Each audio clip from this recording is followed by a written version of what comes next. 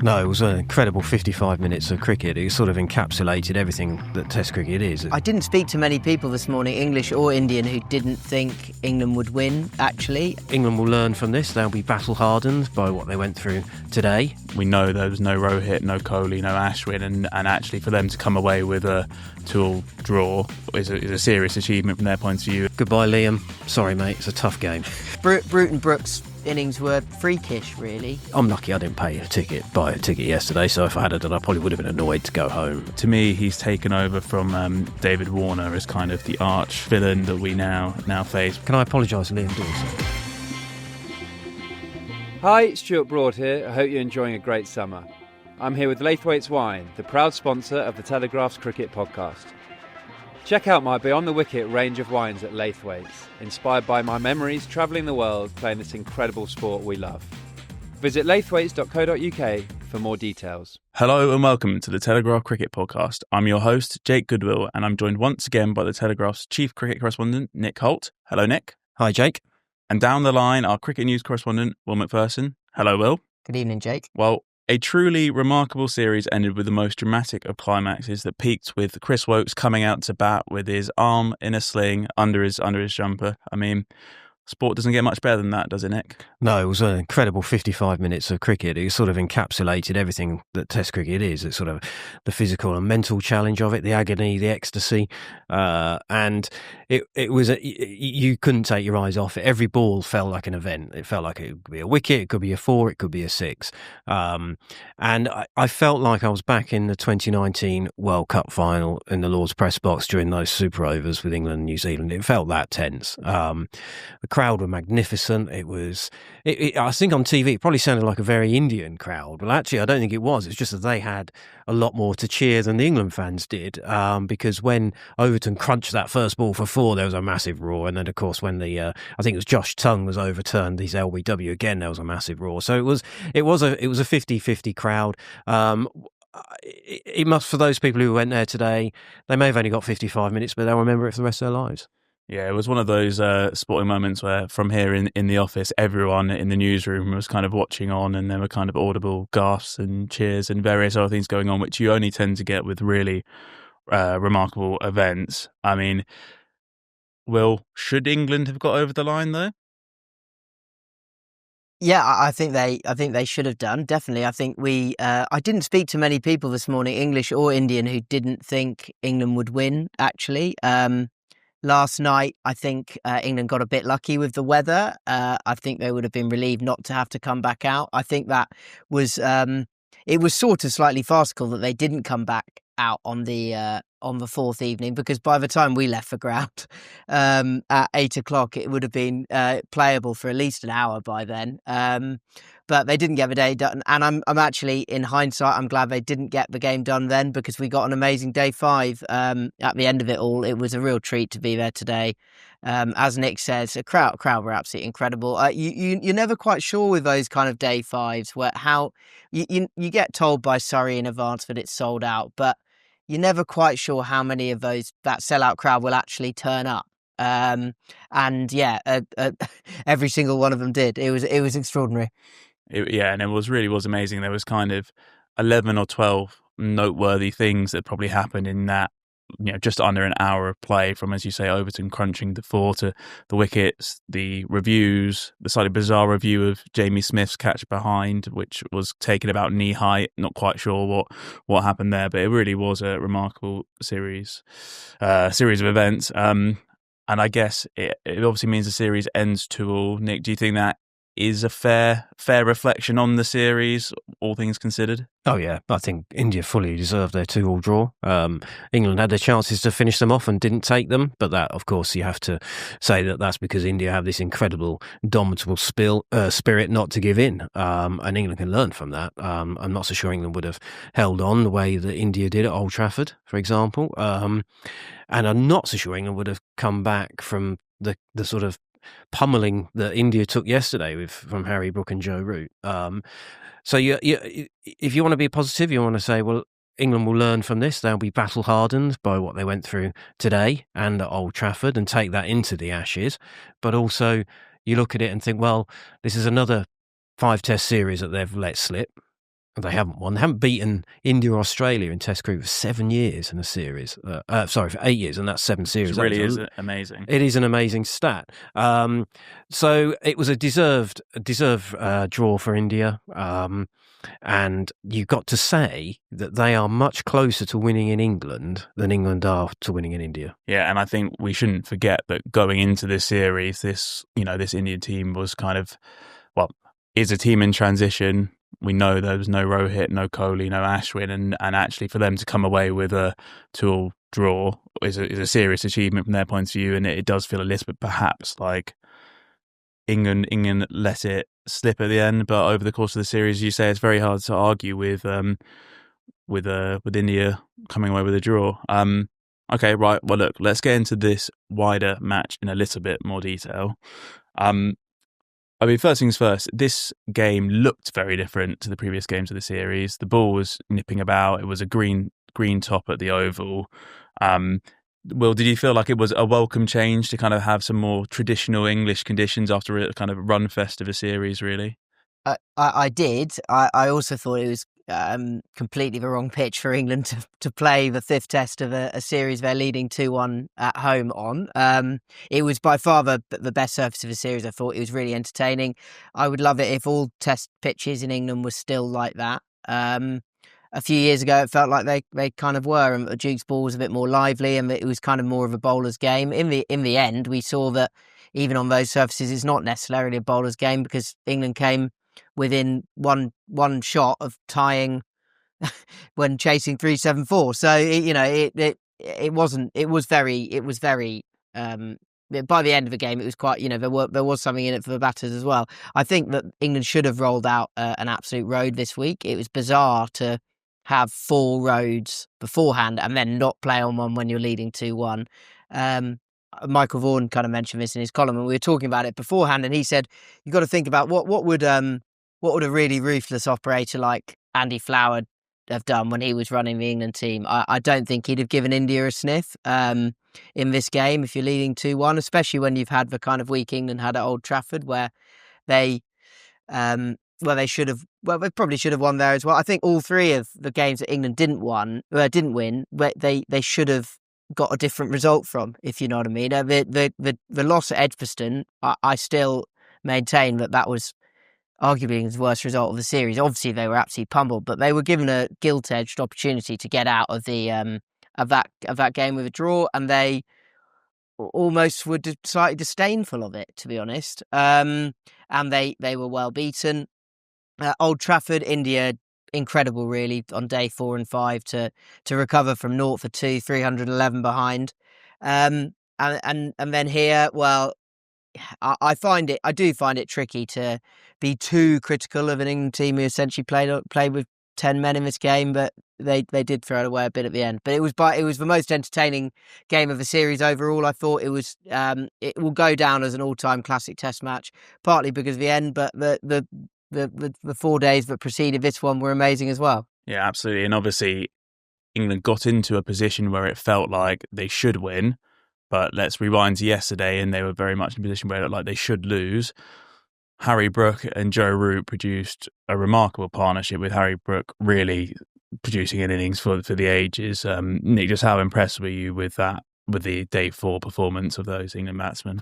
I went home last night thinking that was up there definitely in the top 5 days of Test cricket I've covered. It was like Stuart Broad's 8 for 15 at Trent Bridge. It was one of those sort of performances that felt like it should have won the game, and it's that both those hundreds deserve to win any Test match. And even the ending, even though I'm lucky I didn't buy a ticket yesterday, so if I had done, I probably would have been annoyed to go home without having the ending deserved. But even that, I mean, added to the drama, added to the question: how will they respond to this? Who's going to come back better the following day? Is it going to be England? Is it going to be India? They had everything, and watching Harry Brook bat like that, okay, it's a frustrating way that he got out, but you have to kind of accept that with the way he played beforehand. I must say, I find the discussion about his dismissal slightly odd, given how well he played and the position he moved England from to. And if you look how he played the innings, I think it's a little bit harsh how much focus has been put onto his dismissal personally. Yeah, I totally agree. I think the moment where it changed really was the Bethell dismissal, when he was bowled having an horrible swipe and lost his middle stump. England then it became a moment, you just all of a sudden, I think it was 43 runs they needed at that point. You could have put a one on top of that, and that's how far away the end felt at that point. And so that for me, that was the moment they kind of started to lose it, rather than Harry Brook. Because at that point, Harry Brook had propelled them to the point where you thought they were going to win. 2 more overs of Harry Brook, and I think they'd have won the Test match. Yeah, absolutely. And, I think that is absolutely right. I mean, a hypothetical for you, Will, is there a different result if they finished it on day 4 rather than this morning? No, I think India would have won if they'd finished it last night. I actually found, just on Brook, I found it interesting that he did a couple of interviews at the end because he was player of the series, which actually slightly surprised me. I would have thought that from an England point of view, that's chosen by the opposition coach. I would have thought both Ben Stokes and Joe Root were ahead of Brook, but fair enough, it's Gautam Gambhir's choice. But Brook was actually unusually self-reflective for a Bazballer, if you like, about his dismissal. He said he wouldn't play that shot again, and I thought it was an incredible innings, and it was a kind of statement arrival innings. It's his 10th Test 100. He's got a triple 100. He's played so many extraordinary knocks for England already, but this one felt like another level up for him. I also agree with Nick that it didn't. I wasn't worried when he got out at all. I think he did the right thing. He was trying to get the game done, trying to really break the back of the remaining 70 odd runs quickly. It was Jacob Bethell's pretty painful stay. Also, maybe put into context how well Root and Brook had played. The conditions did change a little bit through the day, but they were always pretty bowler friendly. They were bowler friendly first thing in the morning on day 4 when Ben Duckett was having all sorts of bother laying bat on ball, and then they were pretty bowler friendly in the evening as well when Jamie Overton and Jamie Smith were scratching around. So Root and Brook's innings were freakish, really, and deserved to not be on the losing side. But also hopefully a lesson to them that never rely on anyone else to do it. Because if you shared a partnership of 190 odd, and you're chasing such a big target, you might as well get it done yourself. What a combination as well, though. When you look at that and you think that that's the strength England have going forward from this, is that Brook and Root partnership is they play such contrasting styles. Strong Yorkshire, of course. They play such contrasting ways. It must be very, very difficult to keep them quiet once they get going, and they have this natural understanding as well. I just want to quickly touch on Jacob Bethell, who you've both mentioned there. So obviously he got his opportunity with Ben Stokes being ruled out. I think all of us thought he should have maybe been playing from the start, and he's had this curious summer where he missed the Zimbabwe Test, hasn't played at all, then hasn't played nearly any first-class cricket, maybe one first-class game this summer. He didn't play particularly well. He obviously had pretty terrible preparation. What do you read into that Bethell performance, if anything, and has it changed your mind at all about what England should be looking to do around the Ashes? No, not really. I think that you can't judge Jacob Bethell on that Test match. What you can say is England made strategic errors, and have been 2 strategic errors with Jacob Bethell that ultimately were very costly. The first one was allowing him to stay at the IPL, so that then clouded everything when he missed the Zimbabwe Test match, and Ollie Pope scored that big 100 and ended up having exactly the same series as he always has again in the India series. And the second strategic error was thinking that keeping Bethell around the group, breathing in the fumes, would be enough to be ready to be thrust out the dressing room in that situation that was that happened yesterday. And he wasn't. He looked like a 21-year-old who'd barely played cricket. That second innings dismissal was a bit of a head loss, wasn't it? It was not great. Well, he'd been quite composed until then, but he didn't look like scoring runs, but he looked fairly solid, and then he kind of disappeared down the track and never returned, really. And I think the surprise of that was that Smith came in and was just as bad, and having had a terrific start to the series, he was strokeless as well. That was almost more surprising than seeing Bethell grope around, because at least Bethell had not had that cricket. But the mistakes on the field with England, those things happen in cricket matches. but the strategic errors off the field keep happening, and happened last year and happened this year, and that's a bigger worry for me than the way Bethel batted. And on Ollie Pope, so at the must be after the first test, I think the discussion we had about him was he started series well before, he scored hundreds, and then he's fallen away. He's got an opportunity to not do that, and we've come to the end of the series and he's averaging 34, which is basically what he always averages. And actually there's some parallels with Crawley in that both of them have essentially delivered what they have delivered. This is just what they are as cricketers, it feels like. Will, do you think there is going to be any change around Pope, or do you think England are thinking if we get a 34 average out of our number 3 in Australia, that's not the end of the world? That second part of the question is a very good one. I think it's too early to say if we're looking at any change. I think the Bethel innings might cool everyone's jets a little bit on just exactly where he is in terms of being a Test cricketer right now. I think that it was an incredible exercise in mean reversion from both Crawley and Pope in this series. I think the problem that Pope has got is that Crawley is part of an opening partnership that is greater than the sum of its parts. I do truly believe that Zach Crawley makes Ben Duckett, who is one of the best openers in the world, I think he makes him better. And I think there's very, very little prospect of a change up at the top, even though Crawley's come out of this series averaging 32 and England haven't got a win. Pope, even though he was captain in this game, I thought it was a bizarre scenario, really. Just from a media point of view, like, I don't want to place too much importance on this stuff, but before the match, Ben Stokes did the captain's press conference, despite the team already being named, in which Ollie Pope was the captain, and there was a bit of sense in that Stokes had. It was quite a shock. It was we were pretty stunned that Stokes wasn't playing. He was pretty clear after Manchester that he would, and then the injury was obviously worse than he realised, and so he had to explain that. But then even at the end of the match, Stokes did the media rounds at the end of the game, not Pope. Pope was kind of thrust back into the ranks for that, and actually it was him who'd led England in this game, and I think he should have had the opportunity to explain it from his point of view.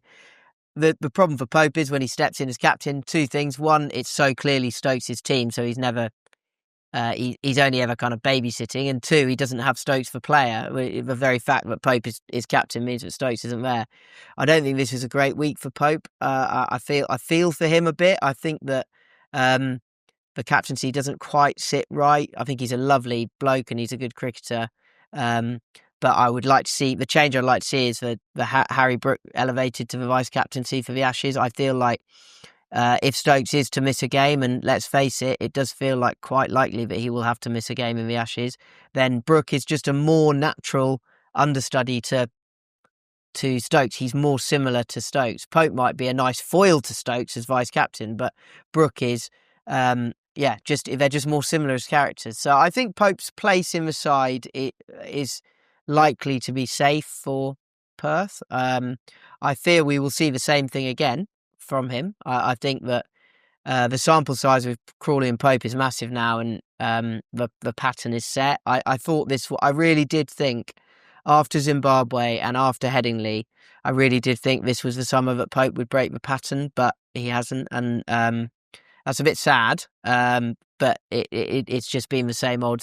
He's contributed, but just not quite as much as maybe England need, especially as, well, it's clearly not as much as they need because they haven't won the series. Yeah, and I must say, I think the kind of persistence with Pope as Stokes' stand-in is a slightly bizarre decision. Brook is clearly being groomed to be the future captain with the white ball stuff, and Pope's got his own game to worry about.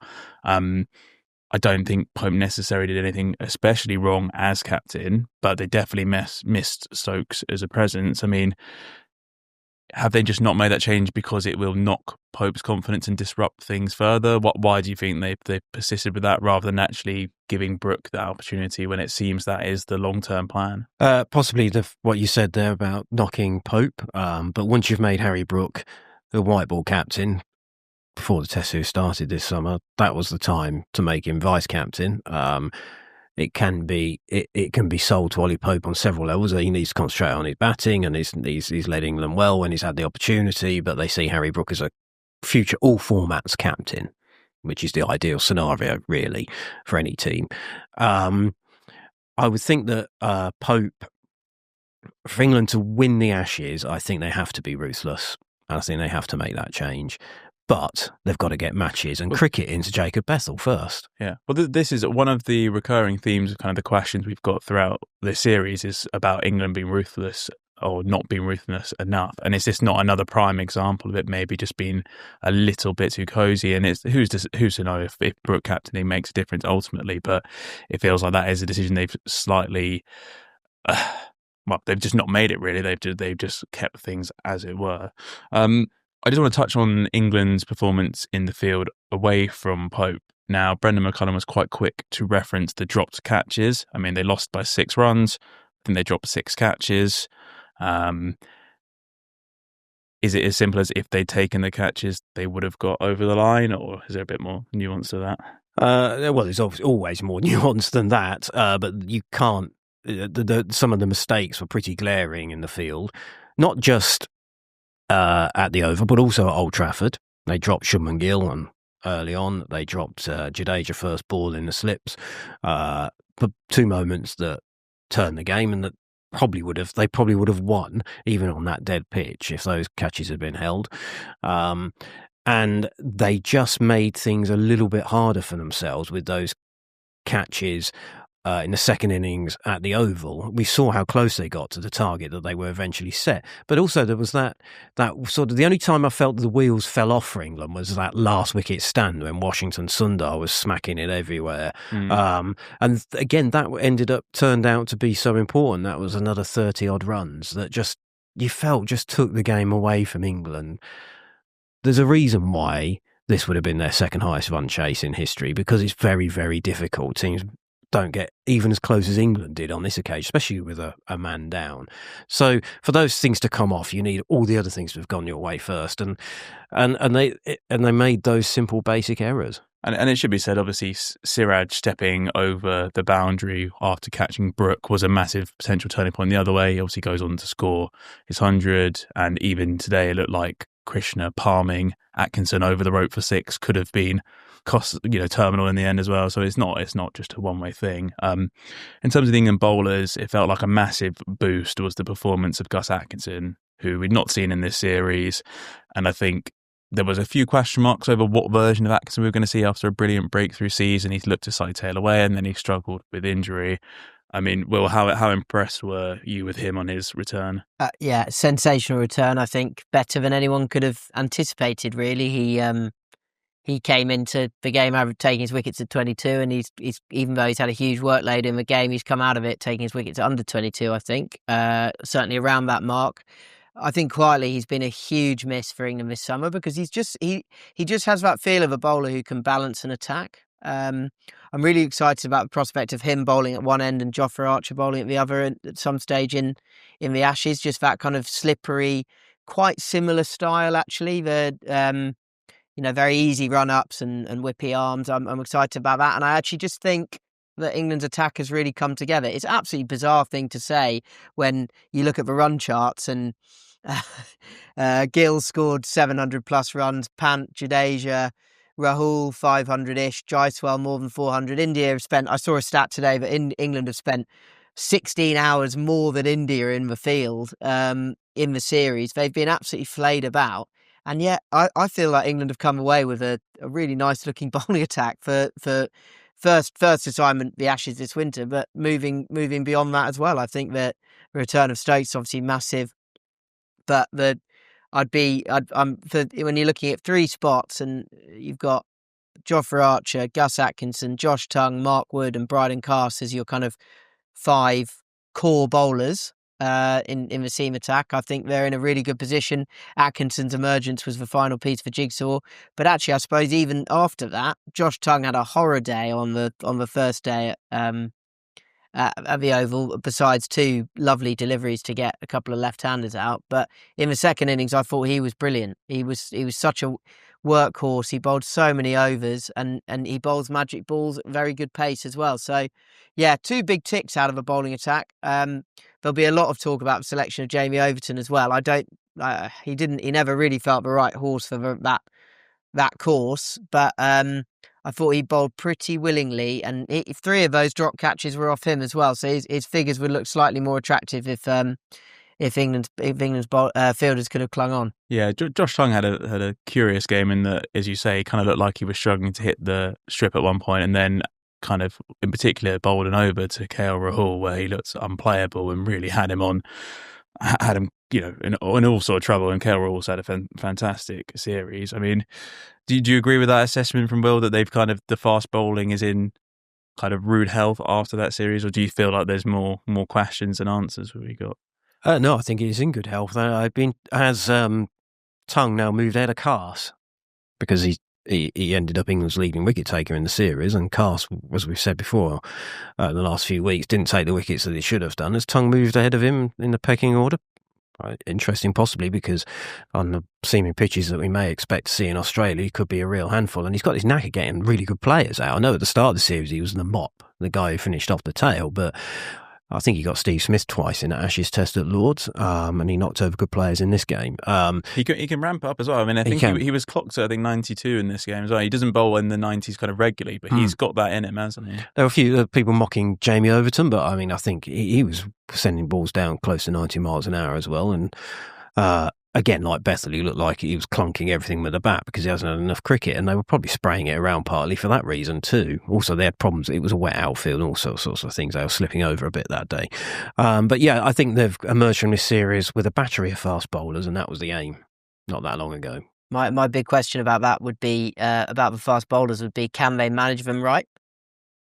They have a long-term problem now with playing bowlers in the wrong games and asking them to go one too many too often. Goes back to those strategic errors. Yeah. Cast got to the end of 4 straight games without, he was in a complete mess. Woakes, I know he played into the 5th game, and I'm not saying his injury was because of it, but because he playing his 5th game, but he looked out on his feet anyway. Watching him chase that ball to the boundary was quite a sorry sight in many ways. He was so heavy-footed and just looked tired. I think they've got to get that. They've got to read pitches really well, work out who will be the best guys for which each game in Australia, because they do have the attack to win the Ashes, I think. But just if they're not played at the right time, and if the wrong ones are run into the ground too early, then they'll run out of steam. And it's worth mentioning at that point, obviously, the last time they won in Australia in 2010-11, you had people like Steve Finn, Tim Bresnan, Chris Tremlett, who came in and played their part, and they got that rotation right. They didn't flog the kind of 3 bowlers, did they? They managed that very well, and they got their selections critically correct at the right moments. Just before we kind of broaden out onto this series as a whole, I think we need to end on Mohammad Siraj, who ended up with 23 wickets in the series, played all 5 games, was kind of pantomime villain, fittingly took the final wicket. I mean, to me, he's taken over from David Warner as kind of the arch villain that we now face, with no one in the Australian side quite in that position yet. But how much have you enjoyed watching him this summer, Nick? He's quite the character, isn't he? Oh, he's terrific. You can't take your eyes off him. So many demonstrative cricketers in this series. I know he was one of them, and you got Stokes as well for England, and Archer, guys who wear their hearts on their sleeve. Rishabh Pant as well. But Siraj is. You've got to love the fact that he winds up the Aussies so much as well. They can't really know what to make of him, really. But he got the wickets he deserved, and he really steps up when Bumrah's not around. He takes that on, and he embraces that challenge, and he bowled 1,100 balls in this series, and he got the final wicket, and totally deserved. Especially, it would have been hard on him if it had cost them the series, the mistake palming Brook over the rope, because he'd only just come back onto the field at that moment. He'd been off after a bowling spell, and he obviously hadn't quite switched on. But to have that stamina, but that will to win, epitomise the whole India team, really. Yeah, he didn't look like a bowler who was playing in his 5th consecutive test in the late on day 4 and day 5, which was just a serious effort of Will, which deserves a huge amount of credit, really. Krishna bowled really well as well. He really stepped up in this Test match too. You saw that. I think we saw the first couple of Tests he played in this series, he was well below par. But I just think he's got a great Yorker, which he showed in this game. I think he got himself into the contest a bit with that route. Back and forth as well, which Root reacted to, which you don't really see, and maybe Krishna needed that as well to get him going. Maybe he's one of those characters. Well, we're going to broaden out into this remarkable series as a whole now, which obviously ended 2-2. Definitely one of the best series we've had in a long time. Where would you say that series ranks in your career? Not as long as obviously Shield Berry, who's I'm just starting out compared to him. I would say I only briefly did a couple of matches in 05, so I can't really claim that one. I was only there the last Test at the Oval. But I would say it's alongside the last Ashes series, the 2-2 draw, the Bazballers. That was a series when we had the Stumpgate row. We had so much going on. It would sit alongside that one as my favourite series to cover at home. Hi, Stuart Broad here. I really hope you're enjoying the Telegraph's Cricket Podcast, proudly sponsored by Laithwaite's Wine. Laithwaite's has an incredible range of wines, from big, bold reds to crisp, refreshing whites and everything in between. Perfect for any occasion, delivered straight to your door. And now my very own range, Beyond the Wicket, is available at Laithwaite's too. It's 6 great wines, 2 whites, 2 reds, a rosé and an English sparkling. Each inspired by my memories touring the world playing this incredible sport. Laithwaite stop at nothing to find the best wines from around the world. So, get ready for a great delivery, on and off the pitch. Visit laithwaites.co.uk and raise a glass to great cricket and great wine.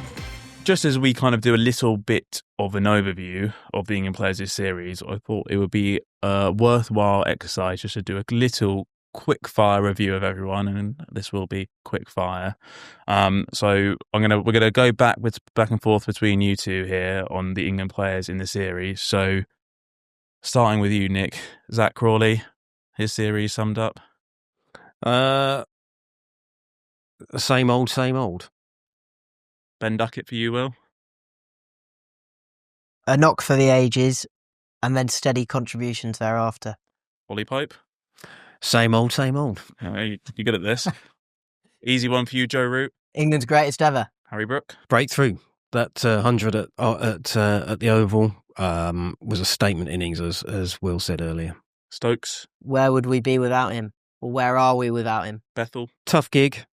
One he didn't live up to. Jamie Smith. A worrying fade after a genuinely magnificent start. Liam Dawson. Goodbye, Liam. Sorry, mate. It's a tough game.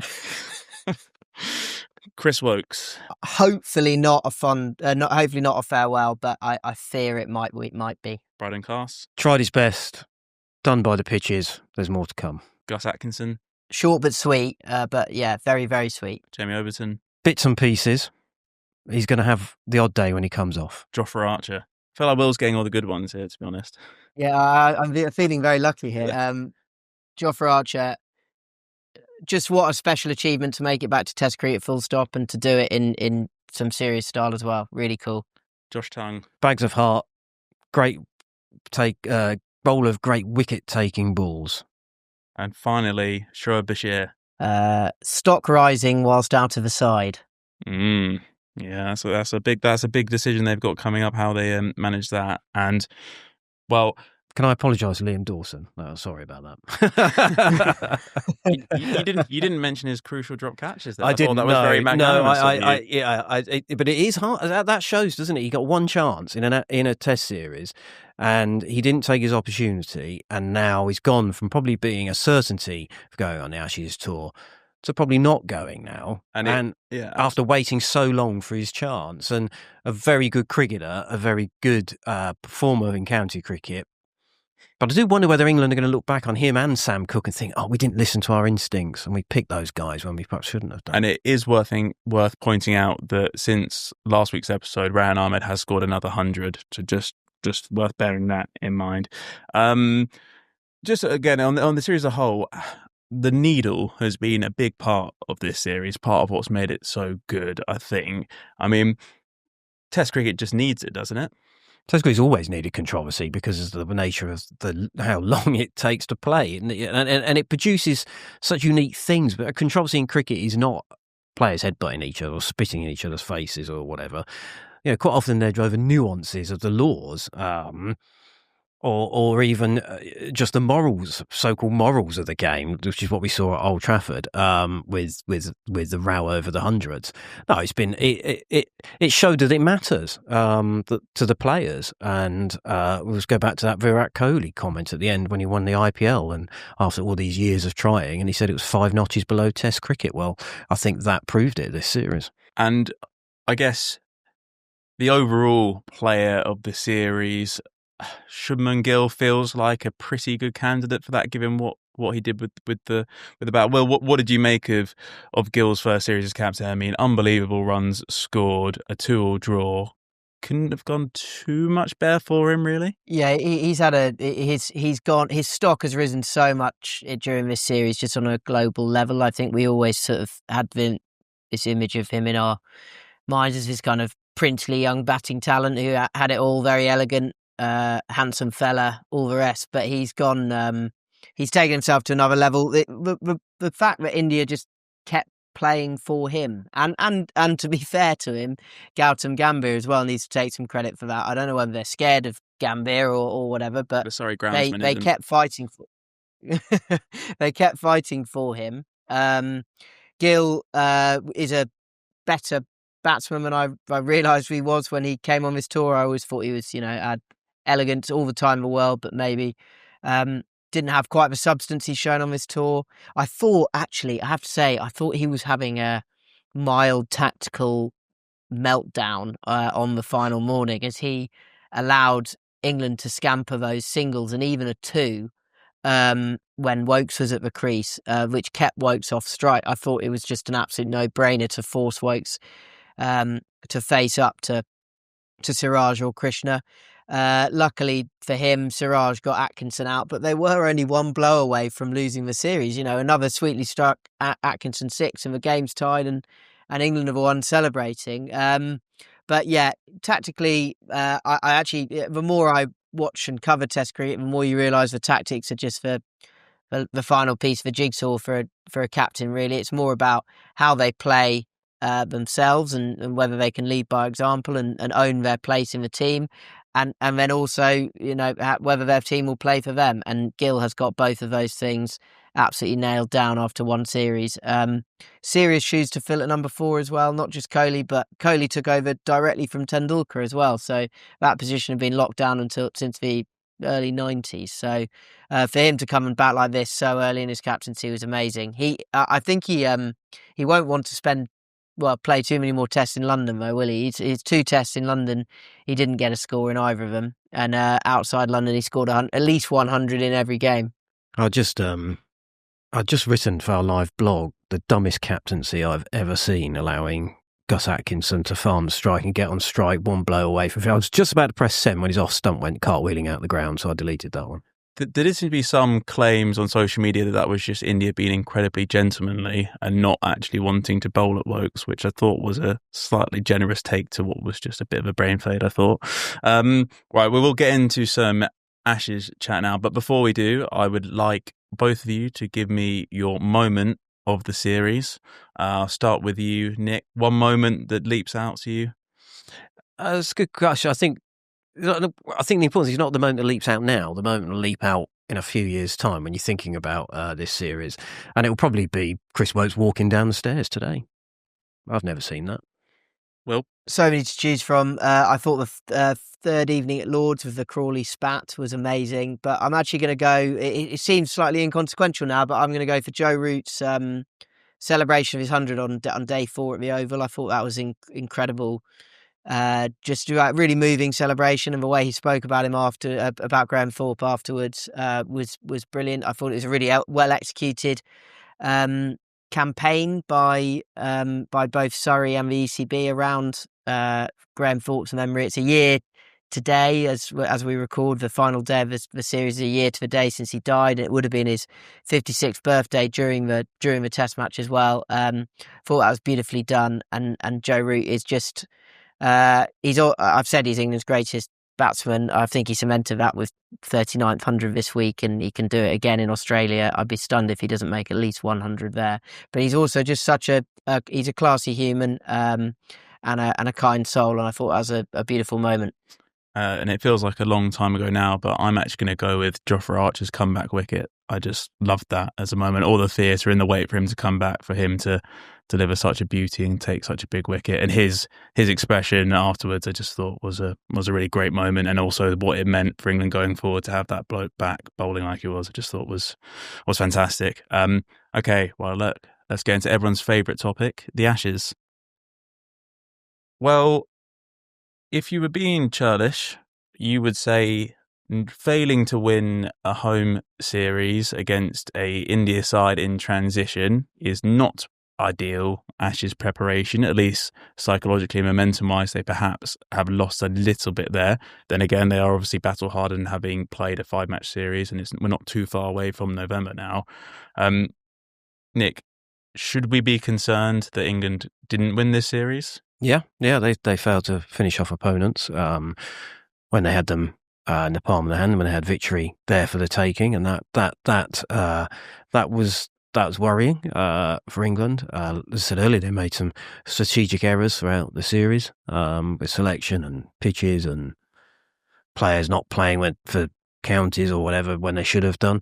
Those are the things that I think are more concerning than anything, because they've been happening for a little while. A lot of the things they've done have come off, of course, but there's been quite a few this summer that haven't. And yeah, it's we had Rob Key in here, didn't we? Not that long ago, and he basically said we'll be judged on these two series. A drawn series at home against India, it was just about acceptable, you would say, at the start, but from where they were, it was disappointing. I must say, for a team that doesn't believe in drawing the last Ashes series and drawing this 2-2 is a slightly ironic ending. They've had us all on all the time. Yeah, I know. Yeah, series draws fine, individual match draws obviously not. Well, what do you think, if England were to kind of make history at this point, it feels like, by winning in Australia, what is the blueprint for doing so? Good question. It's the blueprint is keeping the stock of fast bowlers we mentioned earlier fit. One thing that concerned me going down to Australia is the fact that how much cricket England are going to play between now and then, and how little of it is going to be with a red ball. So I think some of England's I'm not saying he's key to England's Ashes hopes, but I'm pretty sure Jamie Overton's going to play in the 100 on Tuesday this week. So the day after this series, Jamie Smith and Ollie Pope and Harry Brook and all those guys are going to be in action later this week in that tournament. They're not going to have a break. The stock of fast bowlers are obviously more worrying, and I'm sure they'll be careful with them. But when England's players get a break between now and the Ashes, I would like to see a bit of time off feet for them. They keep them fresh. I think they have got the players to go and win in Australia. I think Australia have got a poor batting lineup. It's the worst one. I was born in 1990, and it's definitely the worst one in my lifetime. So England can exploit that, but they have to keep that stock of fast bowlers fit, and then the batting has to be more like it was. But I think, to be fair, I'm going to be fair to them. I think the batting has made some quite big strides this series. We said Crawley and Pope have reverted to the mean, but I think Harry Brook's taken a step forward. I think Ben Duckett's had another step forward in his kind of in what is quite an impressive. He's built a good portfolio of work around the world now in different conditions. Duckett, Australia is clearly going to be a challenge for him with the ball bouncing higher, but I think they've got the batting to go down there and definitely out-bat Australia. But those big three quicks are still there. Scott Boland's still waiting in the wings. There's probably a couple more knocking around. So it's going to be an enormous challenge. But my biggest concern, I think, is keeping them all fit beforehand. The chasing strategy I think could work over there as well. There's a bit of nibble in those pitches early on. I would expect England to consider keeping on winning the toss and choosing to bowl when they win the toss. I think they've got I do genuinely believe they've got a good chance. And if you're being positive, from an England point of view, or just negative about Australia? You would say unsettled top three. You potentially got Steve Smith with, half an eye on retirement and his oat milk business, and then you've got the very good but aging attack, and obviously Nathan Lyon went down with a calf injury last time out. Hazelwood, Stark, Cummins have played a lot of cricket. Even Scott Boland, who's the backup, is 35, 36 as well. Do you think it's as simple as if Australia keep that bowling attack fit, they will win, or do you think England can go and actually win even if they get 5 tests out of that very good attack? Yeah, because if you look at the numbers for those guys for the last Ashes series, they all took a bit of a hammering. Had the most expensive in terms of runs per over series they've ever had in their careers. So, and England will go there with that same intent. So no, I expect those guys to stay fit because they always have, and they've managed them brilliantly. And maybe one of them will drop out and Boland will come in, but he's a very, very capable replacement. Nathan Lyon's clearly worried about his place because he was talking about how disappointed he was not to play in the pink ball game at the end of the West Indies series. So he's clearly worried that those pitches, there's potential they won't pick him for possibly Perth. There's plenty of holes in the Australian side, and once they stop frothing about spirit of cricket and having a dig at the bounce ballers for every utterance that they come out with, I think they'll probably realise that actually they're going to have a game on their hands this winter. Yeah, absolutely. It's a while since they've thought that as well. Yeah, and I actually think one of the things to keep an eye on is what happens with Cam Green. So he has obviously been moved up to number 3 because he's not been fit to bowl. If he is fit and bowling, that is a massive boost for them as well, because he is a fantastic, or he can bowl properly good spells, and he is a proper top 6 batsman. And he's, the closest thing they've had to a Ben Stokes style kind of all-seam bowling all-rounder in quite a long time. What do you think England will do with their spin situation? So we've obviously had Bashir, the man in possession. He's then got injured. Dawson's come in for one game, then been sacked off. There's obviously been a few theories floating around that actually, do you need to play an out frontline spinner? Can you make do with Root or combination of Root and Bethel? What do you think they'll do with that, Nick? I think Bashir will be their first choice, and he will play most of the Ashes, possibly not Perth because of the bounce and the pace of the pitches. But they see him with his tall action, and they think he'll get bounce on Australian pitches, and that he bowls wicket-taking balls. And they just say to him, just get wickets. They don't care how many runs he goes, let's get wickets. And so he will go as England's number 1 spinner. And what would you do, Will, if you were in the selection chair? Would you be tempted to try and play a few games without a frontline spinner, or do you think you just have to back Bashir and hope that Travis Head hits a few up in the air? I know Stokes wasn't playing this week, so it is slightly different, but I thought this week was a good example of why England do just... I don't like the idea of England not picking a proper spinner. I didn't feel like Ollie Pope ever felt he really could bowl Jacob Bethel or Joe Root. Stokes would be better at bringing him into a game, but it might be a bit forced almost. I think Bashir, after day 1 at Old Trafford, I thought we're on a journey here where Dawson's just going to keep the spot until Perth, but I think I'd now be surprised if Dawson went on the tour, and I think it'll be Bashir to start. I think England, I think weirdly in his the end of his series was at Lords, and I think he went up a lot in their estimations there, showing how hard he's a toughie, I reckon. And they've invested a lot in him, and I don't see them backing down now. I think it'll be him, and it'll be Stokes, and it'll be 3 other seamers. I think Rayan Ahmed will make the tour, and then it'll be quite interesting to see who's in the Lions section because they're touring alongside. But yeah, I that's fully what I expect to happen. Bashir to play. Okay, well, before we get into your questions and our minute monologue, I will ask you both for a score prediction, which I'm sure you'll be thrilled to give me. I think Australia will probably win 3-2. Well, I thought I was very smug about my prediction for this series yesterday afternoon, which was that England will win 3-1. I'll say England will win the Ashes 3-2. I'm actually going to agree with Will and say 3-2, and also that this Ashes will become known as Roots Ashes, or some pithier version of that. Okay, well, We will go and do our minute monologue section now. I believe it is Nick who will be up and do it this week. And for once, I think it's not going to be a minute moan, but a genuine minute monologue, maybe with a hint of positivity. I wouldn't go that far. It's actually, I'd say, less of a moan, more of a homage. This week. So I think I'm going to talk about the Ashes phony war. I can't think of a better way of putting it than phony war. I hate saying that, but it's the only way I can think of putting it.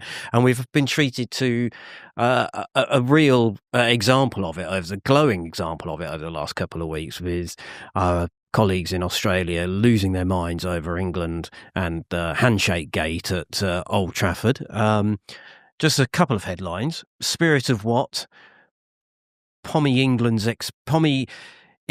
exposed Bazball hypocrisy was one of my favourites. The Bazball boys will be hateable this summer. Is leaving nothing left to the imagination.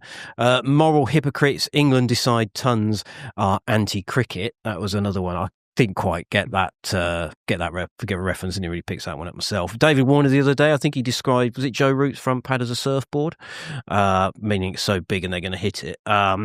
We've had Nathan Lyon saying he picked Jack Leach. Well, thanks for that, Nathan. You might not be in the team yourself, given Australia's looking at the pitches. And the other one, I did Darren Lehmann interview early this year, and that was an early shot in the phony war when he said he loves Bazball, but so do opponents because it gives them opportunities to win. So we've had plenty of that so far. It's great fun. Obviously, as English journalists, we're going to rise above it all and not lower ourselves to do anything like that. We've got 3 months to go. Bring it on. Well, that was very much a moral minute monologue.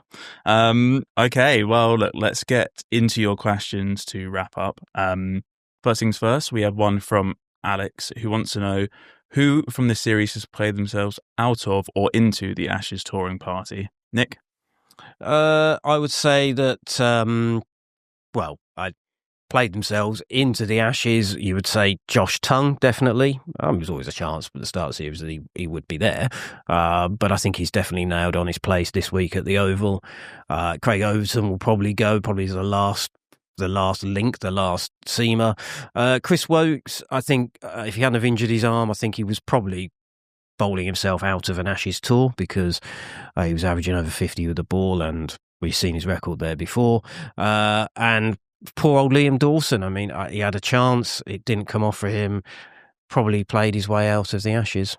Absolutely. And Will, one for you from Nishan, who wants to know, how long will England stick with Pope and Crawley while they deliver such mediocre performances?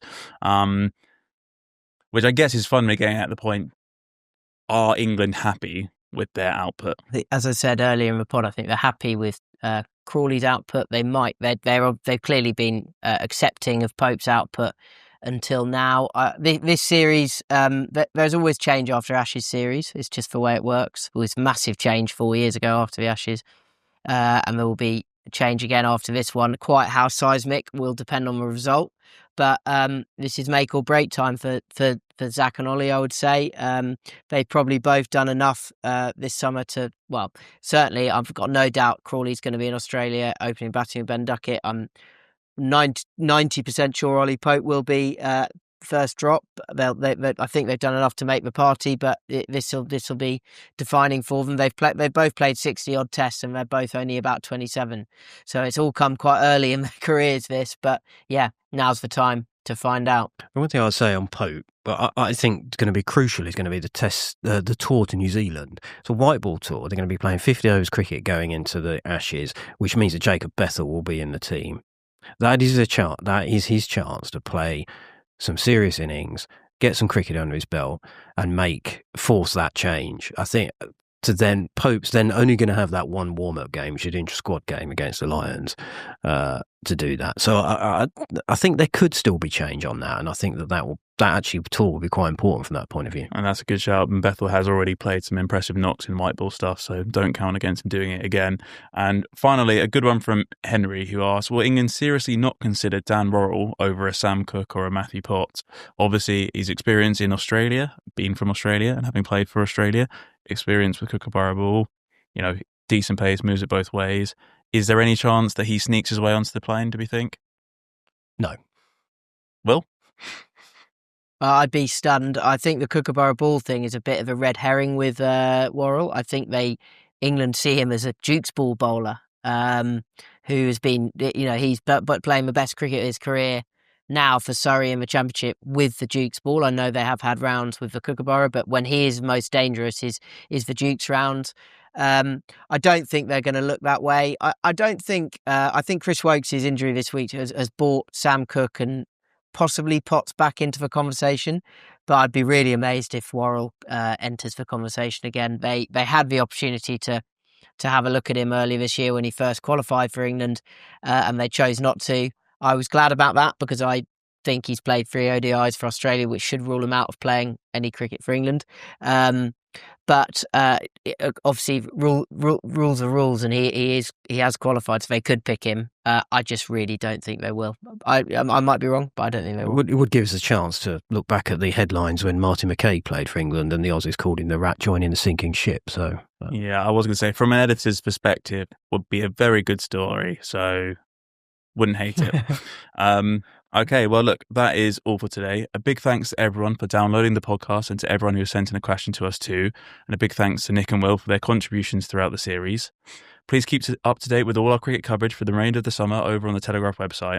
We'll be back in November before the Ashes. So until then, goodbye. Hi, Stuart Broad here. I hope you're enjoying a great summer. I'm here with Laithwaite's Wine, the proud sponsor of the Telegraph's Cricket Podcast. Check out my Beyond the Wicket range of wines at Laithwaite's, inspired by my memories travelling the world playing this incredible sport we love. Visit laithwaites.co.uk for more details.